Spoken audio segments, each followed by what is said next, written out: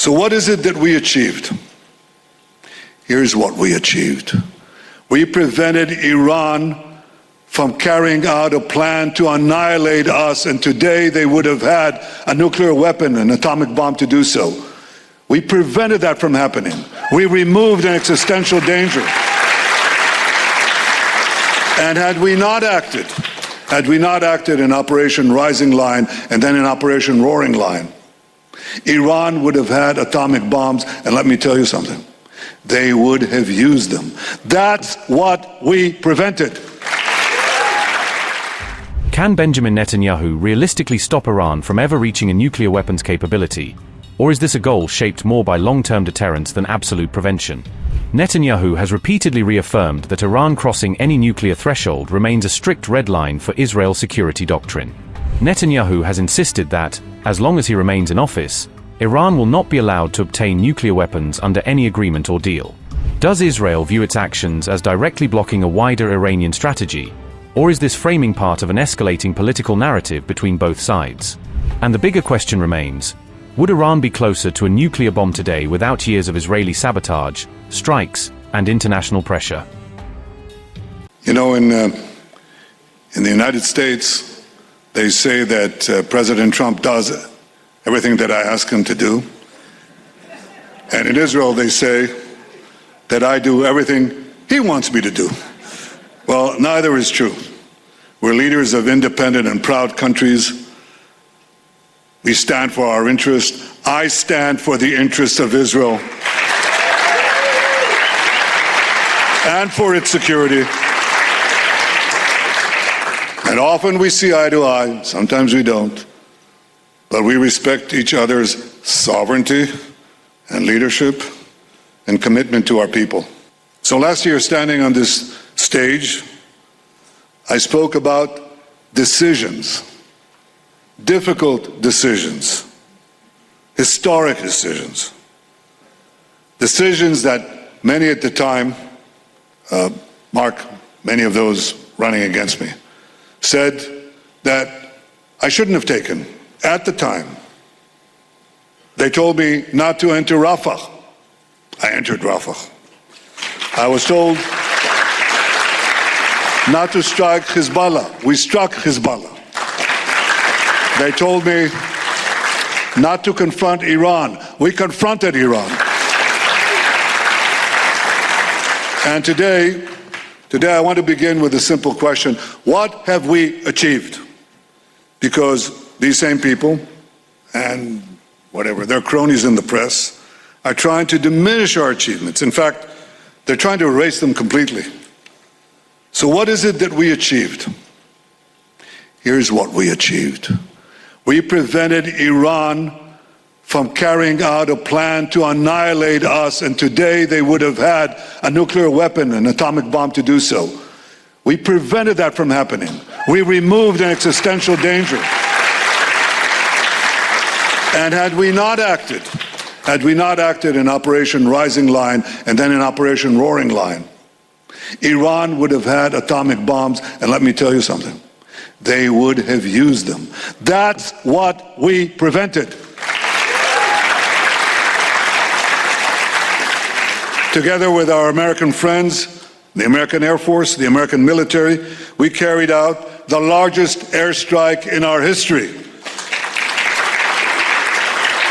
We destroyed Iran's nuclear infrastructure.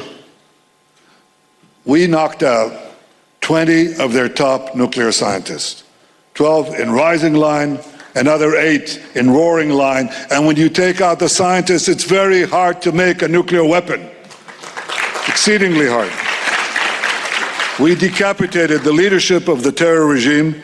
We shattered their missile industry. We knocked out their Navy. We knocked out their Air Force. We attacked their military industries. We attacked their bridges. We attacked so many targets that the cumulative damage that we did to the IRGC economy is not counted in the millions. It's not counted in the hundreds of millions. It's not counted in the billions. It's counted in hundreds and hundreds of billions of dollars. And it will take them a long time to recover. A long time. And they may not recover. Because once you deal these blows and once the rift between the regime and the people is so deep, you cannot tell when such a regime will fall. And I think we created the conditions for its future fall. That is what will be the real triumph, when the Iranian people take their own destiny in their hands and they knock out this brutal regime that is terrorizing them and terrorizing the rest of the world. Some of my critics, they don't want to be reminded of this, but they said, stop before Rafah, make a deal. Let's get the terrorists, let's get our hostages out. We don't have to enter Rafah, we don't have to take the Philadelphia corridor, we don't have to take on Hezbollah, and for God's sake, we shouldn't take on Iran. But we didn't listen to them, and we did it. We brought them back.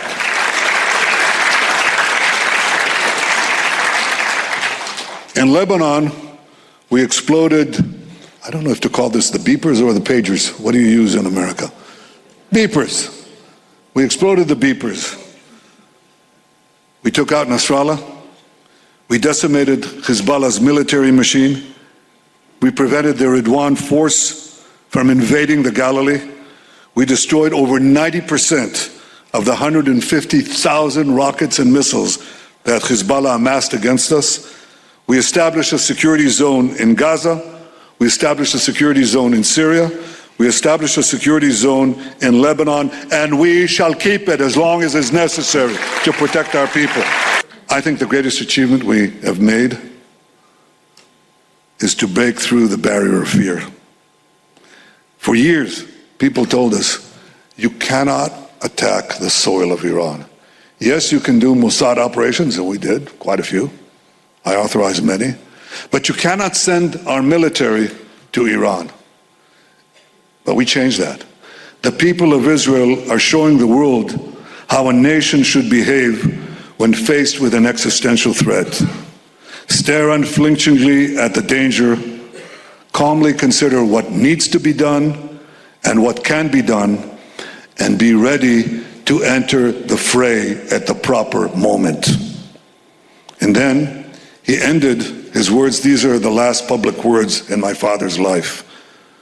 This leads to my certain belief, he said, that our people will roll back this danger to our existence. And I say to you now what I said at my brother's grave just a few hours ago.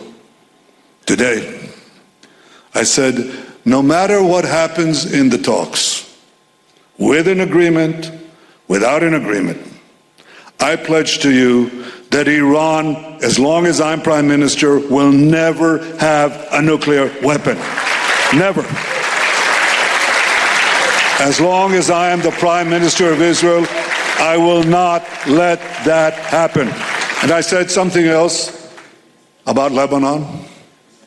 I said, and I repeated here a few minutes ago, as long as we need to protect our people, we will remain in the security zone in South Lebanon. And the reason is perfectly understood. No country would be asked to do otherwise. We don't have a war with Lebanon. We have a war with Hezbollah, who terrorizes Lebanon and seeks our destruction. And when that proxy of Iran is no longer a threat, when it's dismantled, when it's disarmed, yes, we'll have peace with Lebanon. And I look forward to signing it.